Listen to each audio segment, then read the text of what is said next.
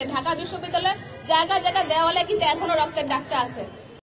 এত বছর ধরে লাঞ্ছনার শিকার, এবং তারাও যখন আমাদের সাথে কাজ করতে এসেছিল, তারাও যখন আমাদেরকে রক্ষা করতে এসেছিল, সেই নারী শিক্ষকদের উপরে দেওয়া হামলা করে সেটাকে আমরা ভুলে গেছি। যদি দোষ দিতে হয়, আপনার আমার সামনে যে মিডিয়া কর্মীরা আছেন তাদেরও কিন্তু দোষটা দিতে হয়, আপনাদের ঘাটেও কিন্তু দোষটা যায়। সেই যে ঘটনার যে ফুটেজগুলো সেটা কি আপনাদের কাছে নেই? আপনারা কি তাদের ধরিয়ে দিতে পারেন না? আপনাদের কাছে কিন্তু ফুটেজটা বেশি আছে। তারপর যদি আসি, তারপর আমাদের যে ফ্রেন্ড ইডেন কলেজে, তার উপর যে বর্বরতা হয় ঘাড়ে, নখে, হাতে, মাথায়, তার প্রত্যেকটা শরীরের প্রত্যেকটা জায়গায় নখের আঁচড়ের দাগ, রডের যে আঁচড় সেটারও দাগ।